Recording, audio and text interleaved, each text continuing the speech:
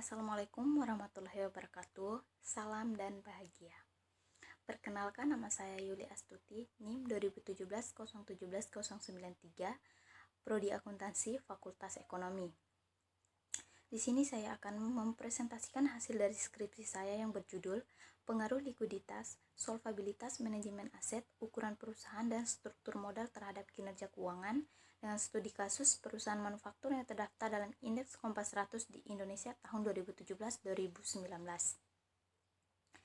Yang terhormat Bapak Suyanto selaku Ketua Penguji, yang terhormat Ibu Teguh Erawati selaku Penguji 1, yang terhormat Ibu Sri Ayam selaku Penguji 2. Yang melatar belakangi penelitian saya yaitu adanya fenomena yang terjadi dalam perusahaan manufaktur yang terdaftar dalam Indeks Kompas 100, yaitu adanya penurunan kinerja keuangan yang terjadi yang dikarenakan oleh COVID-19.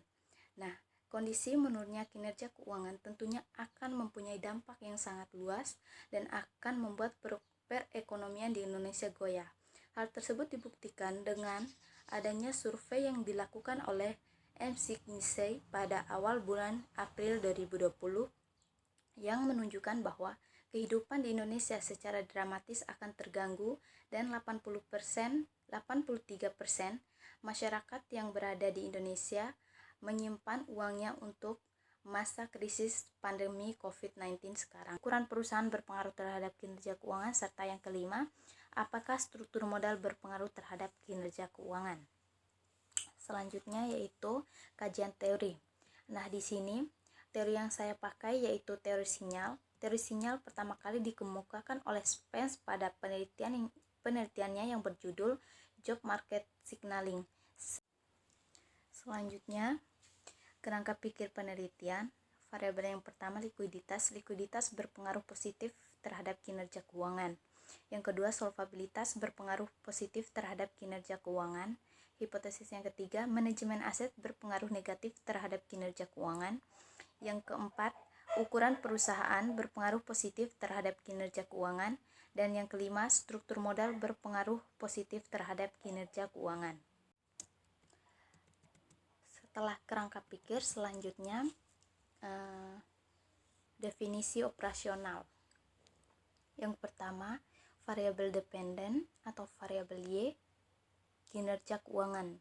Menurut Jopi Jusuf 2014, kinerja keuangan adalah penentuan ukuran-ukuran yang dapat mengukur keberhasilan suatu perusahaan yang menghasilkan laba. Nah, alat ukur yang dipakai di sini yaitu ROA sama dengan laba bersih dibagi dengan total aset. Yang kedua, variabel independennya, yang pertama likuiditas. Menurut Purwaningsih 2008, likuiditas merupakan kemampuan perusahaan untuk memenuhi kewajiban jangka pendeknya. Rasio likuiditas adalah rasio yang menunjukkan kemampuan suatu perusahaan untuk memenuhi kewajiban terhadap utang jangka pendek. Alat ukur yang saya pakai di sini yaitu CR atau current ratio sama dengan total aset lancar dibagi dengan utang lancar. Selanjutnya, solvabilitas. Menurut Sawir 2005, solvabilitas adalah rasio yang dapat mengukur kemampuan suatu perusahaan dalam melunasi kewajiban jangka panjang. Solvabilitas dapat diproyeksikan dengan menggunakan debt to total asset ratio yang menggambarkan seberapa besarnya aset yang dimiliki perusahaan yang dibiayai oleh utang. Nah, di sini alat ukur yang saya pakai yaitu DTA sama dengan total utang dibagi dengan total aset. Selanjutnya, masih di definisi operasional, manajemen aset. Menurut Lely Diana dan Maria Stefani Ose Soga 2020, manajemen aset dapat diukur dengan menggunakan rasio aktivitas yang merupakan rasio yang dapat mengukur efektivitas sebuah perusahaan yang mengelola sumber daya dalam menjalankan kegiatan operasinya. Di sini, manajemen aset dapat diukur dengan TATO sama dengan penjualan bersih dibagi dengan rata-rata aset. Selanjutnya, ukuran perusahaan. Menurut Yuni dan Setiawan 2019, ukuran perusahaan adalah skala yang digunakan supaya dapat menentukan besar maupun kecilnya suatu perusahaan. Alat ukur yang saya pakai itu ukuran perusahaan sama dengan LN atau total aset. Terus Selanjutnya, struktur modal. Menurut Yrianto 2013, struktur modal merupakan pertimbangan maupun perbandingan antara jumlah hutang jangka panjang dengan modal sendiri. Hutang jangka panjang adalah salah satu bentuk dari pembiayaan jangka panjang yang mempunyai jatuh tempo lebih dari 1 tahun. Nah, di sini alat ukur yang saya pakai yaitu DER sama dengan total utang dibagi dengan total ekuitas. Dilihat bahwasanya data valid atau N sebanyak 87 data. Nilai minimum dan maksimum untuk variabel likuiditas yaitu minimumnya 1,00, maksimalnya 525 sekian, meannya 1578 sekian, dan standar deviation 1162 sekian. Untuk solvabilitas minimalnya 0,00, maksimalnya 8436 sekian, meannya 7168 sekian, standar deviation 1321 sekian. Nah, sedangkan manajemen aset 0,00 sekian, 0,00 untuk minimal, maksimalnya 9895 sekian, meannya 1036 sekian, standar deviationnya 20700 sekian. Terus ukuran perusahaan dengan nilai minimal 14,00, maksimalnya 1838 sekian, meannya 3514 sekian, standar deviation 6894 sekian.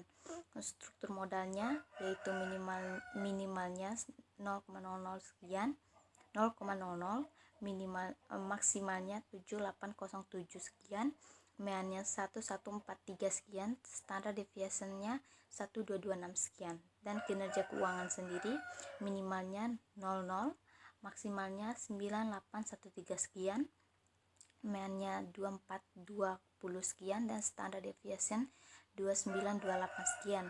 Nah, hasil dari ini dapat dilihat pada hasil tabulasinya. Selanjutnya yaitu uji normalitas. Uji normalitas ada sebelumnya masuk kepada uji asumsi klasik. Yang pertama uji normalitas dapat kita lihat yaitu bahwasanya tingkat signifikan one sample Kolmogorov-Smirnov menunjukkan angka 1238 dan pada signifikannya yaitu 0,093 yang artinya lebih besar dari 0,05 sehingga dapat disimpulkan bahwa data berdistribusi normal. Nah, selanjutnya uji multikolinearitas. Dari tabel ini dapat kita lihat bahwasanya nilai dari VIV, VIF untuk variabel kurang dari 10 untuk variabel dalam moderasi regresi 1, maka dapat disimpulkan bahwasanya regresi 1 tersebut tidak ada multikolinearitas antar variabel independen dalam model regresi karena nilai VIF kurang dari 10 dan nilai toleransinya lebih besar dari 0,10 yang artinya tidak terjadi multikolinearitas.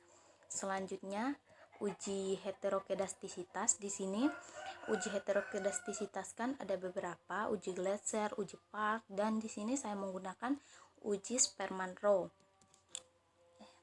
Uji Sperman-Rowe yang dimana dapat menunjukkan adanya nilai signifikasi semua variabel independen lebih besar dari 0,05 sehingga model regresi ini layak untuk digunakan. Hal tersebut dapat memperjelas pada tabel sebelumnya yang menyimpulkan bahwa pada model regresi tidak ada masalah heterokedastisitas. Nah, selanjutnya itu uji autokorelasi. Selanjutnya uji autokorelasi. Di sini tadi kan kita sudah melakukan uji regresi linear berganda dengan menggunakan 5 variabel independen dan 1 variabel dependen dengan jumlah sampelnya 29 perusahaan. Maka dapat didapatkan nilai DW hitungnya sebesar 1885, maka nilai T-nya itu sama dengan 87, K-nya sama dengan 5. Selanjutnya pada nilai DL dan DU sendiri pada tabel T sama dengan 87 dan K sama dengan 5 tadi. adalah D sama dengan 10493 dan DU-nya 18409 dan nilai D-nya itu 1885. Maka dapat dihitung terlebih dahulu nilai dari 4 dikurangi nilai D sama dengan 1885 sama dengan 2115. Maka di sini dapat kita simpulkan bahwasanya penelitian ini jika nilai DU lebih kecil dari nilai D dan lebih kecil lagi dari nilai 4 dikurangi DU, maka terhindar dari autokorelasi baik positif maupun negatif. Nah, di sini nilai DU-nya 18409, nilai D-nya kan 1885, maka dari itu nilai DU lebih kecil dari nilai D, dan 4 dikurangi D itu kan 2115, nilai D lebih kecil dari nilai D lebih kecil dari 4 dikurangi DU. Nilai D-nya 1885, sedangkan nilai 4 kurangi D-nya itu sama dengan 2115. Setelah melakukan uji autokorelasi, selanjutnya masuk kepada uji hipotesis. Yang pertama yaitu uji regresi linear berganda. Nah, dapat kita lihat pada tabel signifikannya, likuiditas menghasilkan 0,198, solvabilitas menghasilkan 0,690, manajemen aset menghasilkan 0,043, ukuran perusahaan menghasilkan 0,743 dan struktur modal menghasilkan 0,304. Nah, berarti di sini hasil dari signifikan variabel kecuali manajemen aset itu menghasilkan lebih besar dari 0,05. Berarti di sini manajemen aset berpengaruh positif. Tidak sampai situ saja, dilihat dari nilai betanya lagi untuk kan likuiditas, solvabilitas, ukuran perusahaan dan struktur modal sudah pasti tidak berpengaruh terhadap kinerja keuangan. Tapi di sini kita lihat dari manajemen asetnya, karena signifikannya di bawah 0,05, tetapi kita lihat lagi di nilai betanya yaitu min di 0,320. Jadi di sini kan nilainya minus. Jadi dapat kita artikan bahwasanya di sini manajemen aset juga berpengaruh negatif terhadap kinerja keuangan. Setelah melakukan uji regresi linear berganda, selanjutnya melakukan uji koefisien determinasi atau adjust error square. Nah, pada tabel tersebut dapat kita lihat sebuah adjust error square-nya yaitu sebesar 0,089 atau 8,9%. Hal tersebut dapat menunjukkan bahwasanya kinerja keuangan yang diterangkan oleh likuiditas, solvabilitas, manajemen aset, ukuran perusahaan, dan struktur modal dapat berpengaruh sebesar 8,9%, sedangkan sisanya 91,1% menggambarkan variabel-variabel bebas lainnya yang tidak diamati pada penelitian ini. Selanjutnya yaitu uji simultan atau uji F. Dapat kita lihat pada tabel tersebut yaitu F hitung sebesar 2686 dengan tingkat signifikannya 0,027.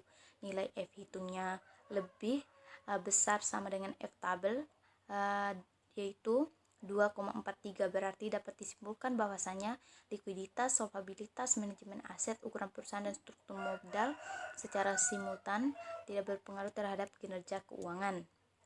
Selanjutnya masuk pada uji regresi parsial atau uji T. Nah, di sini uji T, hasil dari uji T yaitu dapat kita lihat pada tabel tersebut bahwasanya dengan membandingkan nilai T hitung dengan nilai T tabel, apabila terdapat T hitung lebih besar dari T tabel, maka H0 tidak terdukung dan HA terdukung. Variabel likuiditas memiliki tingkat signifikan sebesar 0,198 dan T tabelnya sebesar 0,3550. Karena tingkat signifikan lebih besar dari 0,05 dan T hitungnya yaitu 1297. Hal tersebut menunjukkan bahwasanya likuiditas tidak berpengaruh terhadap kinerja keuangan. Dengan demikian, hipotesis yang menyatakan likuiditas berpengaruh terhadap kinerja keuangan tidak terdukung. Nah, selanjutnya variabel solvabilitas mempunyai tingkat signifikan sebesar 0,690 dan T tabelnya 0,3550. Karena tingkat signifikan lebih besar dari 0,05 dan T hitung min 0,046. Hal tersebut dapat menunjukkan bahwa solvabilitas tidak berpengaruh terhadap kinerja keuangan. Dengan demikian, hipotesis yang menyatakan bahwa solvabilitas mempunyai pengaruh terhadap kinerja keuangan tidak terdukung. Selanjutnya, variabel manajemen aset mempunyai tingkat signifikan sebesar 0,043 dan T tabelnya 0,3550. Karena tingkat signifikan lebih kecil dari 0,05 dan tetapi di sini dapat kita lihat T hitungnya min 2054 dan nilai betanya pun min 320. Hal tersebut dapat menunjukkan bahwa di sini variabel manajemen aset berpengaruh negatif terhadap kinerja keuangan. Maka dari itu, hipotesis yang menyatakan manajemen aset berpengaruh negatif terhadap kinerja keuangan dapat terdukung. Selanjutnya, variabel ukuran perusahaan yang mempunyai tingkat signifikan sebesar 0,742 dan T tabel sebesar 0,3550. Karena tingkat signifikan lebih besar dari 0,05 dan T hitungnya sebesar 0,330. Hal tersebut dapat menunjukkan bahwa ukuran perusahaan tidak berpengaruh terhadap kinerja keuangan. Dengan demikian, hipotesis yang menyatakan bahwa ukuran perusahaan berpengaruh positif terhadap kinerja keuangan tidak terdukung. Yang terakhir, variabel struktur modal yang mempunyai tingkat signifikannya sebesar 0,304 dan T tabelnya sebesar 0,3550.